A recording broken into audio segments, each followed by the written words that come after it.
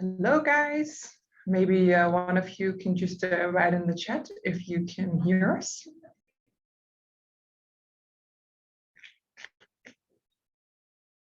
Great. Perfect. You can. Thank you. Nice to have you all here today. While everybody's joining, we'll start with a bit of metaverse fun.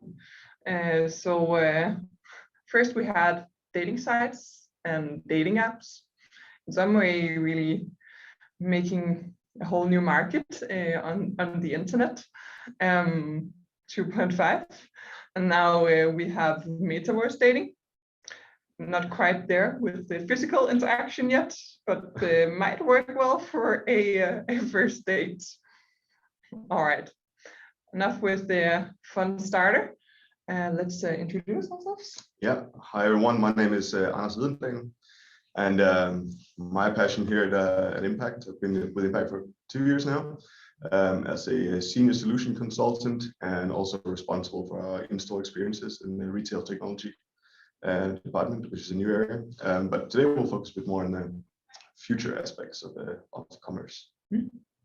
And my name is Caroline, and I work as Future Commerce Lead. So I am first of all a part of the department with Anders, who's running up our area of retail experiences and how to digitalize that.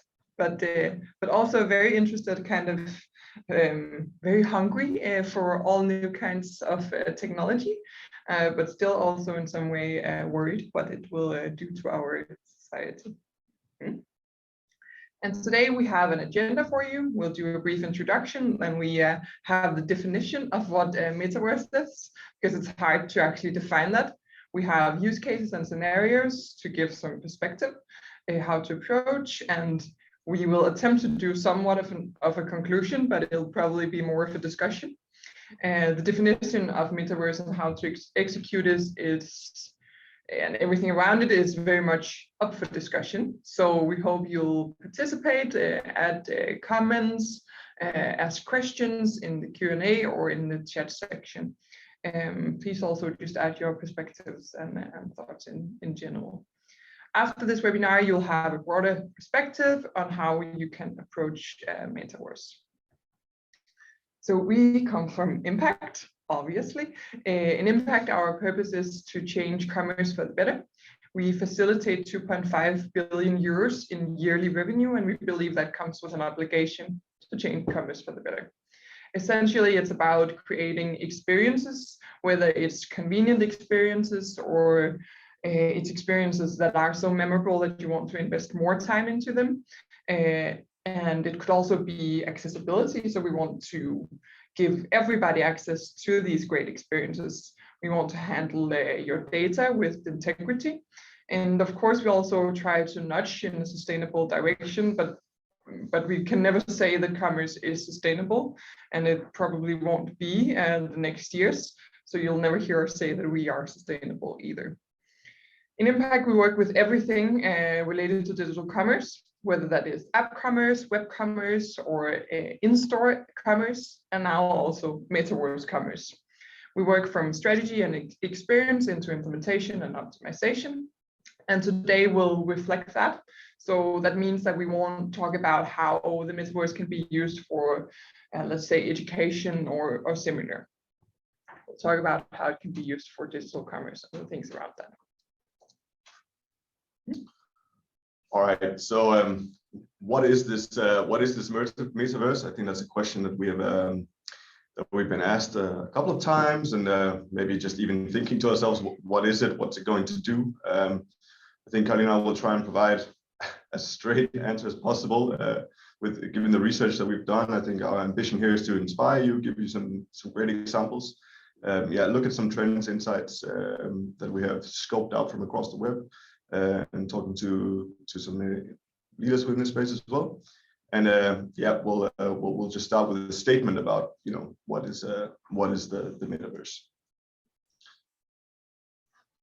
So Forbes puts forward the metaverse, and their explanation of this is basically the metaverse in its pure form alludes to a mix of virtual and augmented worlds, assets and experiences that are in some way tied to physical activities, efficiencies, and value creation. And to us, that's really probably the closest definition or best explanation of what this metaverse is. And I think we'll talk a bit about, is it something that exists alongside our real reality, or is it something that is beyond, before, above? And there are many different ways to look at this. But I think just jumping a bit ahead, we've seen some core technologies, at least the ones that are being discussed, which on one hand is augmented reality. So basically being able to position digital items into our existing world. And then we have Zuckerberg on the right, enjoying virtual reality in his Horizon space. But we definitely see that those two are the ones that are sort of being promoted as core technologies within this space. And if we look at some of the verses that are there, there's the one that was presented in October 2021 by Meta, so formerly known as Facebook. They launched Horizon Workrooms, which is their take on how we are going to work together in the future. Probably an interesting aspect. I think what we discussed is that really going to take over from Teams? Where does it come into play? I think that's still a very open question to us. Mm-hmm. Something that we've been discussing, and I'll say, just trying to figure out basically where does this fit in, and would we even jump into these VR boardrooms? Yeah. On the right hand side, we have Omniverse, which is a collaboration between Ericsson and NVIDIA. So again, not in this sense a commerce, but they're basically building out cities and formats to figure out how to place 5G networks, which we will also talk a bit about, why that is an important aspect of the technology. But it's just a way to optimize, really. So an interesting case to show and figure out how can we actually leverage VR to optimize our positioning of 5G signals.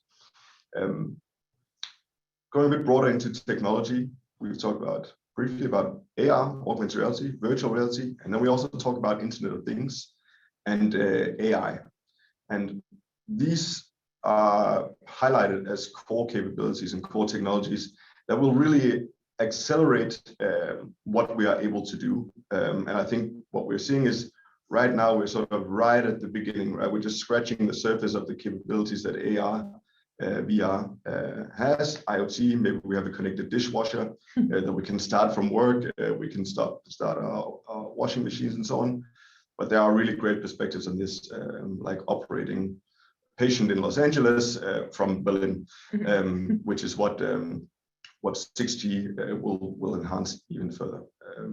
So we're talking 100 times faster speeds on the next wider band like 6G. But we'd actually just like to step a bit back in time. So we like to rewind, because there has been previous examples of metaverses or verses in general, and some of them actually still exist today. Second Life was founded in 2003, and I remember spending some time in this, basically dwelling on the capabilities and opportunities. And this was actually before Facebook, you could say, launched globally. There was already someone who had seen that this could be a phenomenon, and roughly still about 1 million people are exploring Second Life. It's a free open source technology that you can basically enter into, create an avatar and talk to other people. PlayStation, also a huge technology player, actually launched a few years later. They launched PlayStation Home, which was also an attempt to build some kind of universe around gaming and just meeting in the community. But they shut it down in 2015. There are rumors now that they might pick it up, and there are hints that the new PlayStation 5 actually has some capabilities that will enable this again, also with their own virtual reality VR headsets. There could be speculations around whether this will actually come back into play. I think it's highly likely now with Meta pushing in this direction. Another example, I think, which took the world by storm was Pokemon Go. Also guilty of joining that and playing around because I was so interested in everybody else around in my network was playing. So I just had to figure out what was this, right? And there we have the augmented reality verse, again, combining games and the real world. And I think it was crazy. I mean, it basically set records for Apple Store, Google Play, plus 1 billion downloads. When they were at peak, they were generating $4 million at daily revenue. And there's still 150 plus million users actually still actively playing. So the producers behind the game, Niantic, when they started in 2015, they had a valuation of $150 million. Now their company is valued at $4 billion. So there's definitely a revenue and commercial potential in this. And I think Pokemon Go is probably the extreme example of this, where we combine. Yeah. All right. So let's fast forward again, back 2021. Facebook becomes Meta. And there in it, probably the keynote that I took away from when they launched this was that they wanted to give us the impression that, you know, that the metaverse is somewhere we will socialize, learn, collaborate, and play in ways that go beyond what we can imagine. And what I found interesting about the keynote is everything that they showed here was actually things that we could do in real life. So my question to you, some food for thought, I would say, is Zuckerberg's real intention here is probably just to create another universe where you will need to buy ads, get data. So it's replicating his existing business platform. That's at least my take on this, into this world, and start creating a whole business in the parallel universe. Yeah, so that leads to what's all the fuss about. As Anish just mentioned, of course, we all started talking more about it when Facebook became Meta, but it actually existed years before that. Second of all, the battle of time and attention. So definitely Mark Zuckerberg wants to create another revenue stream for himself. And when Apple develops AR glasses, it's also to make sure that they are part of every single minute of your day, because that creates a bit of business for them. But of course, there's also an expectation that this will be an important way to commercialize other areas. So for you guys attending today as well, because studies show that, or expectations say that 25% of us will spend at least 1 hour in the metaverse per day in 2026. All right. So use cases and scenarios. Basically, all use cases should start with a customer need, and studies show that 59% of all of us wants to shop in other channels. That could be social channels like WhatsApp or Instagram, but it could also be metaverse in the future, and it just shows that customers are ready for something new. And I think one interesting aspect is I think that in this study, the 19 to 35-year-olds, out of this percent, actually 75% of that age group was interested in shopping somewhere else, which wasn't going to the physical store or shopping on a classical website. Yeah. These are the customers they're born with the fact that they change channels all the time. They're very used to it. So if we have to meet their needs, we have to constantly develop where we sell our products. So for the use cases, we divided everything into 5 different areas. The first of them, marketing and branding, then going over to gaming, into spaces, and pre-orders and custom design, and then shopping in the metaverse. Basically, a lot of the cases could fit into all of the areas. So we divided them, but they interfere with each other. Some of the cases are full-blown metaverse cases, other are not there 100%. And as we'll go through the cases, we'll explain the value they seek to create. So starting with marketing and branding. Mark Zuckerberg definitely wants to create the next social network. And that will mean, just as we see on Snapchat, TikTok, and Instagram, and all the other channels, that you will be able to do campaigns, buy ads, do retargeting, all the things you're used to, but we're not completely there yet. So before the vision becomes reality, there are some first movers who are able to do new stuff here. So I do no presentation about the future without mentioning Nike, because Nike, they just do it. So back in 2013, almost 10 years ago, they made a hologram commercial with a 3D clone of their shoe. And fast forward to 2022, Nike is doing 3D billboards on a lot of spaces, actually. And we recently saw one of these 3D billboards in Lyngby as well, so we can see it in Denmark too. 3D still commercials, though, are still quite new, so the format and quality still comes with a positive surprise and creates not only a lot of buzz when you see it, but also because people share it through social media. So it results in a lot of awareness and gives a great brain connection and a lot of impressions.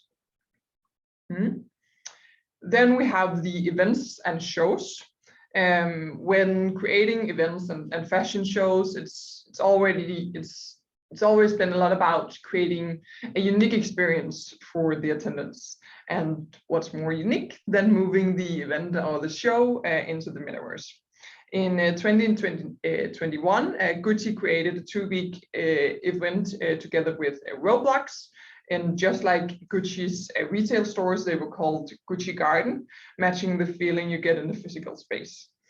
So you were able to walk around with your avatars and finding limited products on the digital. One of the limited products, actually, if you were able to get your hands on it, the day after you were able to sell it for 250 times the original cost.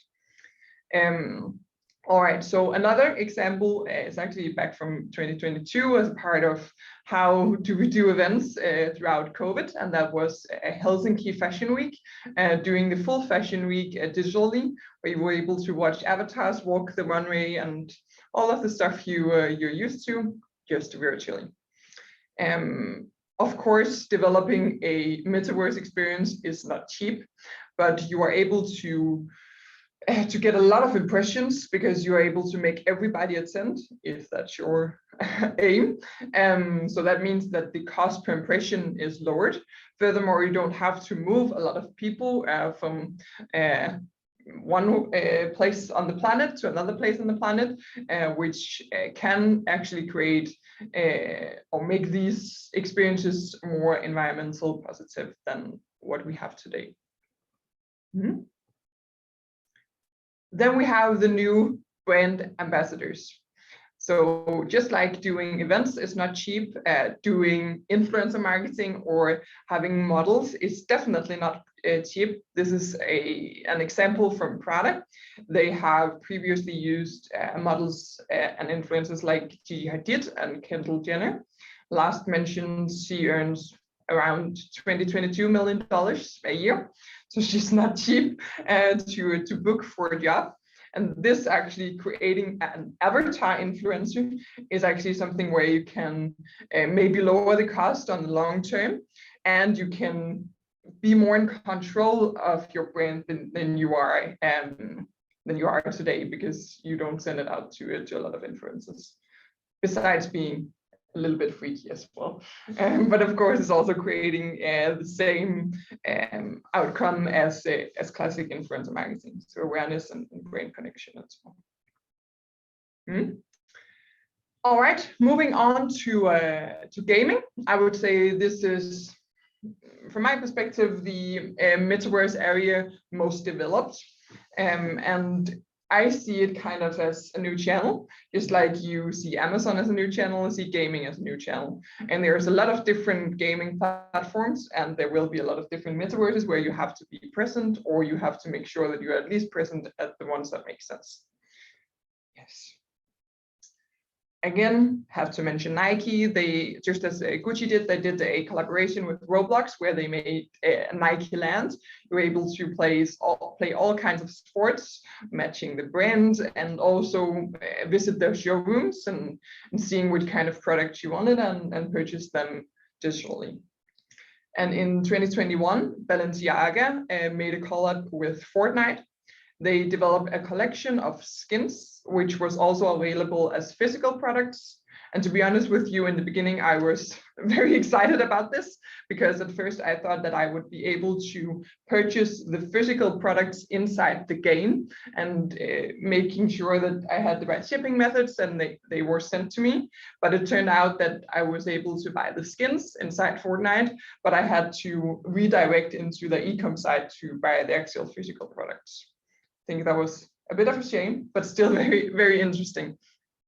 Yeah, and I think that's one of the potentials here is that very soon you will be able to do this, right? You'll be able to shop, just like Instagram was initially just impressions and now we have Instagram shopping. Yeah. I think we'll see exactly the same within gaming. So whatever experiences you have within this metaverse, you will also be able to buy, a physical product like here. Yeah. So it can be sort of become subliminal marketing in one way. You'd actually get attached to whatever skin you bought or wearing, and you're like, it would actually be pretty cool if I could have this outside as well in the real world and showcase. And I think in the ideal world, as Zuckerberg wants to create, is basically with NFTs, want to make it possible to bring these physical items from one verse to another, right? So it actually becomes as close to the real world as possible. So super interesting case with Balenciaga. Yeah. As a part of the launch of their collection, they, just as Nike did also do this 3D commercial. Let's see if I can play it.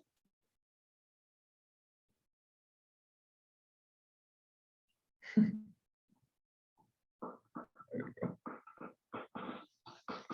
And basically, now we've been talking for years about omnichannel commerce and omnichannel marketing. And this is a perfect way where I get the brand connection and I can recognize the brand from other channels. And then again, it just matches the fact that you're doing a collaboration with a gaming company and then you do a 3D commercial. Matches perfectly.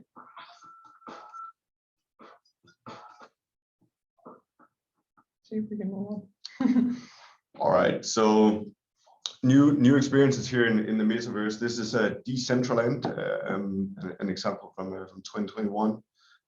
Still exists. I tried this out a couple of days ago, which was super fast.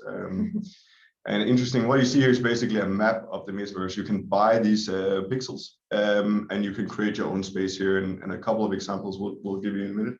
But you basically dive into this. You just log in. You can log in as a guest or you can create an account.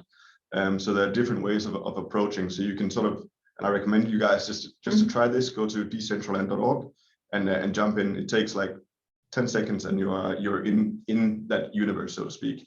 Again, it's on your existing platform. It's not AR, VR, but it's just creating this game, Roblox, Fortnite, Minecraft combination.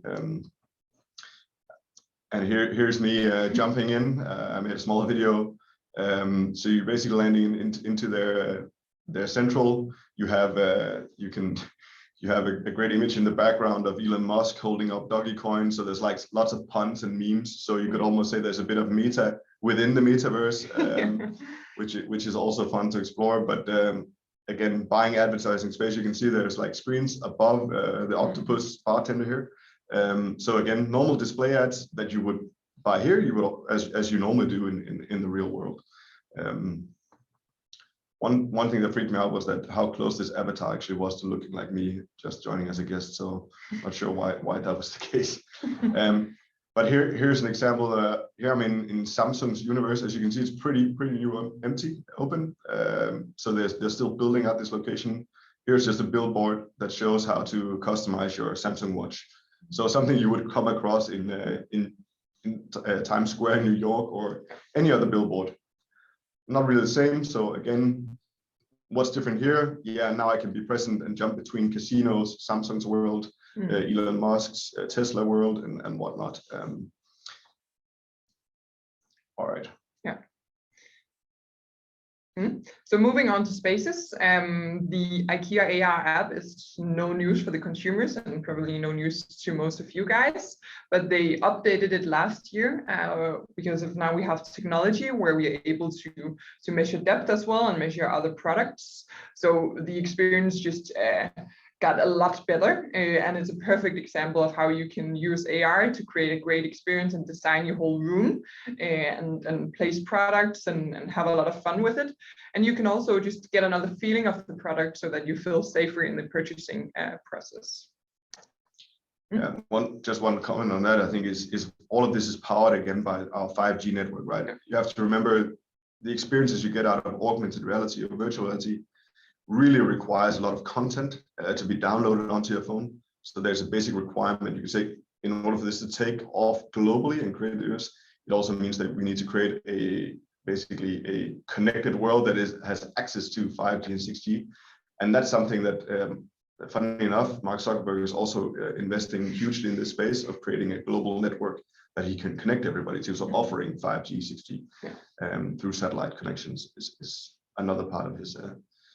And if you want to know more about how AR can be used in mobile experiences, I would recommend you to watch one of our previous webinars. We have quite a cool mobile team who developed a lot of POCs to showcase how we can do augmented reality inside the mobile experiences.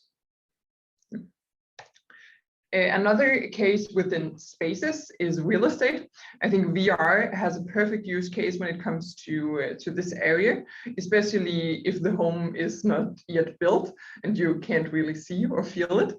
Here you can create the full experience, so you can take into account the lighting, the time of the day, the time of the year, and then make the customer feel more safe when purchasing something that they can't see, and just creating a great experiences. There's actually a lot of Nordic companies already doing that. Maybe some of the retailers attending has tried it out when building new stores. That could be a great example as well. Real estate is for our part of the world one of the preferred ways of investing, and you can do the same virtually.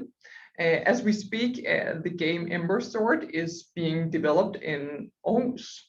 But although the game is not live yet, the company has managed to sell for 1.2 billion Danish kroner worth of land, and it's not even live yet.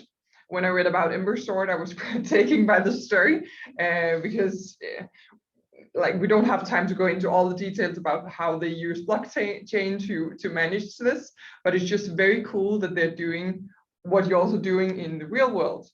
So basically you can say that you buy land virtually for the same reason you do it in the physical world, because you, one, believe that you can earn money by selling it later on, and two, you can build a cafe, you can build buildings where you can earn money either on products or on rents, and in that way commercialize your virtual land. I think that's a really cool story.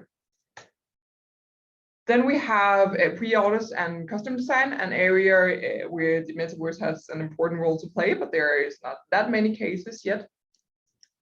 Where the cases from gaming are rarely have kind of real looking products, or at least they're not moving and real. No, realistically, I think one thing that really sets this apart from gaming is that it's still very, I mean, if we look at the games that are there in the virtual, like Decentraland, Roblox, whatnot, the quality is still quite poor, right? Yeah. It's not a reflection of what you can actually do with 3D engines and so on today. And it feels very game-like. And I think that's what probably puts me off a little bit. Yeah. Whereas if we're moving towards something like what we're seeing here in the 3D world, that Bila has done, it's just a lot closer to reality. And I think that's actually, if you check out Second Life, that's where they are now.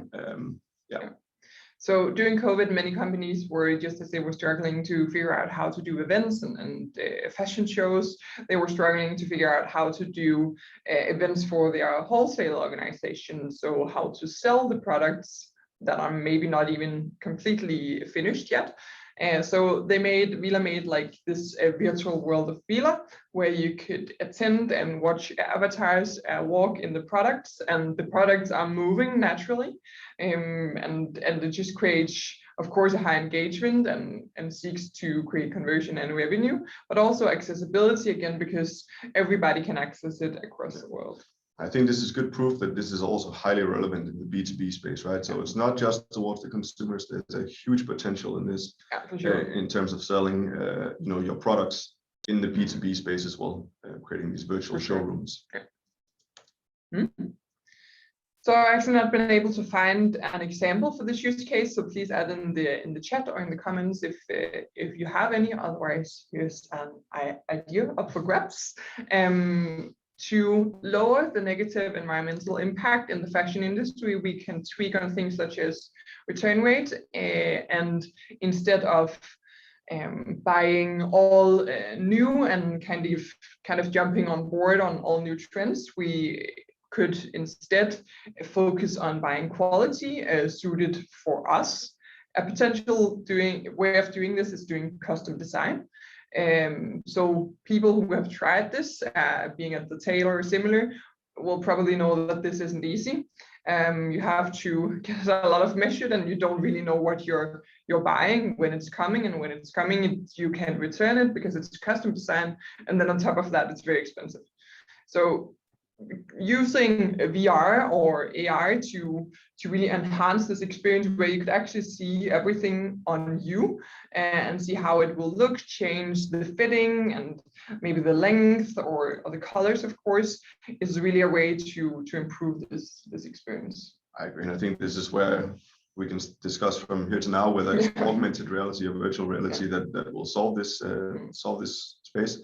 I really believe in augmented reality because it's at the hand with our mobile phones and devices, and it's easy to connect these engines to other screens, and which for me just makes it more accessible. I think that's one thing that will carry the adoption rate is that this technology is getting cheaper and faster. Yeah, for sure. Easier. I have a customer who are very interested in when we will all have our own avatars. Because they believe that it will be us doing their catwalk and their runway shows, as well as us on your product listing page in the future. Somebody is mentioning if Soso made something like this years ago. I'm not sure, but I will definitely check it out. Thanks for adding that. The last area, shopping in the metaverse. So now we talked about how to make buying physical products a better experience, but who says your product has to be physical? And maybe you can even combine the physical products and the virtual products. So both Dolce & Gabbana and Changed are doing this, combining that you get both. So you buy a NFT and then you get your virtual product, but at the same time you get something else sent home. So you get a chain or similar to kind of show off what you bought in the real world as well.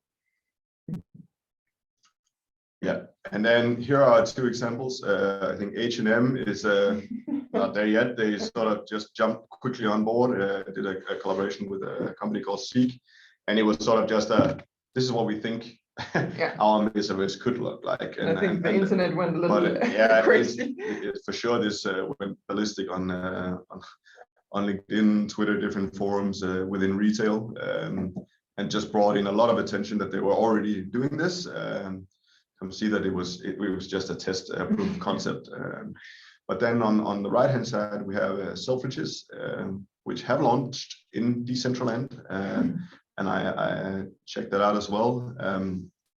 And here's a quick example of me walking around within the new Decentraland Selfridges workshop, looking at styles, NFTs that you can purchase. And I think one of the interesting things here I'm passing a screen that just is black, and that's, as you can see, it doesn't unveil until the 12th of April. So they're kind of doing hooks to make sure that I come back and see, okay, what is actually coming, just keeping me enticed.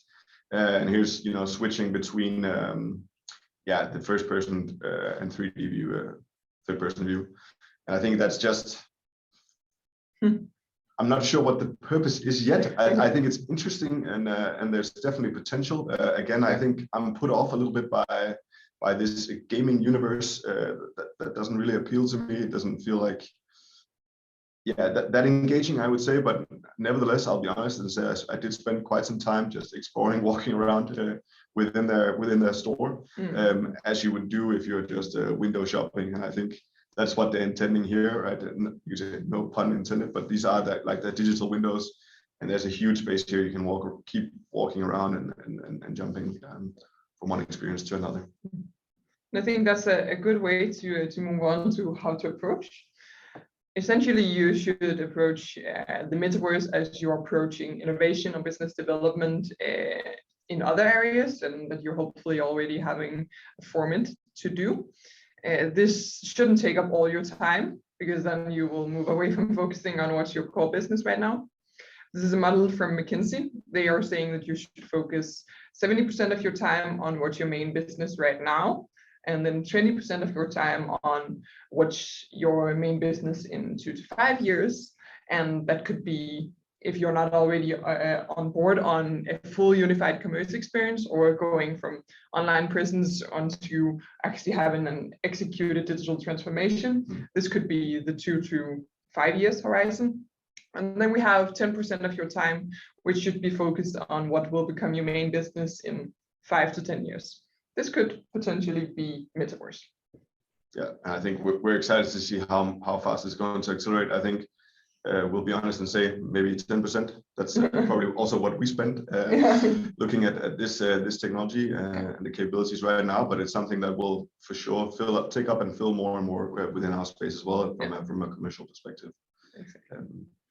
All right, so how to approach? As with anything else, you need to define success. Also, if it's just 10% of your time, a successful outcome could both be that you want to have a lot of learnings. So the main focus is just to learn what to do and what not to do, and learn about the customer expectations. The past years, we've seen a lot of brands jumping on board on the direct-to-consumer wave, and here it can be difficult for companies to agree on what the success criteria is. Some will say it's inspiration and impressions and awareness. Others will say that it's revenue and conversion, but the initiatives you do should reflect what you define as success. Which leads us to the initiatives, defining the use cases. When you do these things, it should always be with a perspective on what's the added value for the customer. What pain do we solve? What gain do we create? While the market is immature, you still need to create some kind of gain for the customer or relieve a pain, even though it might be a very small customer group. And then you need to test and iterate. Maybe the most important part here, because you will not hit a home run in first bat. So leave room for testing and for iterating. You have to do that. All right, I think this leads us on to a small conclusion and discussion. We're also, I think, pretty well on the time. Yeah. Cool. So I think this is the classic way to see innovation. Where should you innovate? Find the sweet spot of innovation. That's the yellow part inside the middle. And while we'll start the discussion, and before this webinar, we've discussed this for hours, so we won't do that today. But we hope that you'll add some questions and your perspectives on what's great and what's not so good about the metaverse. So I think one of the things that we discussed yesterday was that I was kind of concerned that I missed the actual physical. So we don't have all the senses with us. From my perspective, we might have the sight and our ability to hear. But what about how it feels to get a hug? Where is that? Or the feeling of blue sky and fresh air? I think that's interesting, and you had some good perspectives on that. Yeah, I mean, what I thought about when I was thinking about this, I think that the most important aspect is to think about that we are all different as humans. So, and we like to spend our time in many different ways.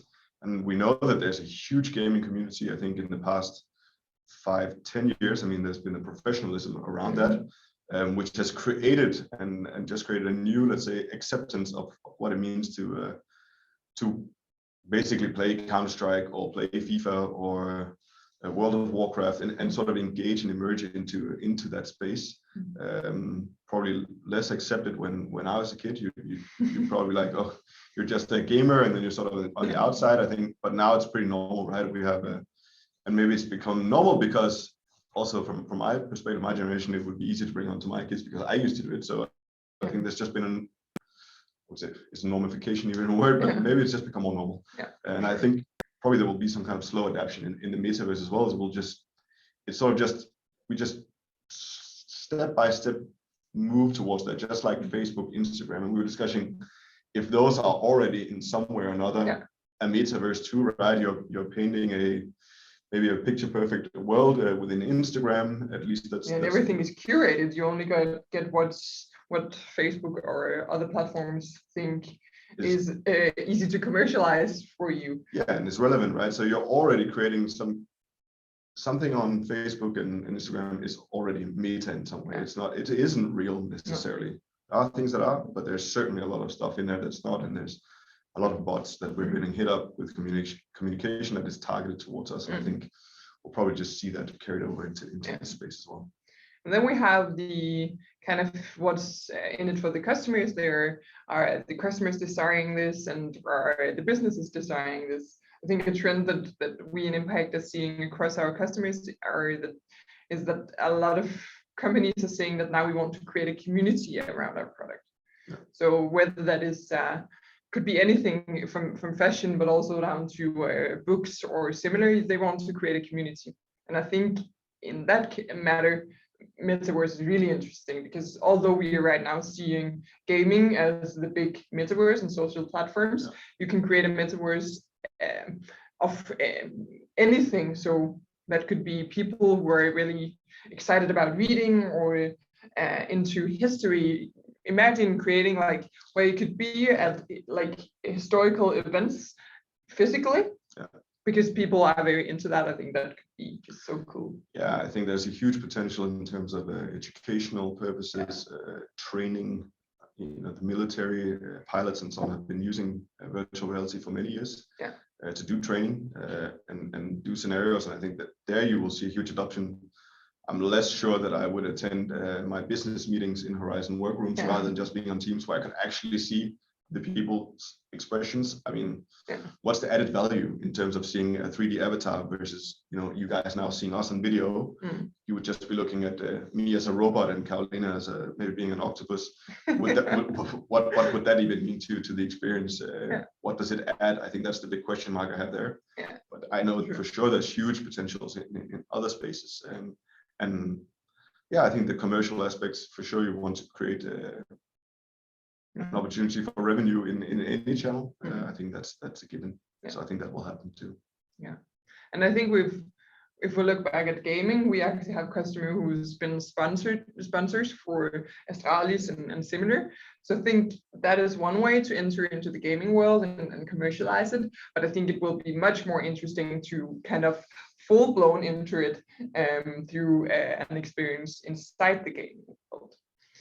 Then we have maybe the most important question, some would say, is it ethical to create a metaverse? That's a question that we're talking a lot about with our colleagues, and I'm talking to my family about it as well. And I think it's a good perspective that might social media already be a metaverse? So are we already there?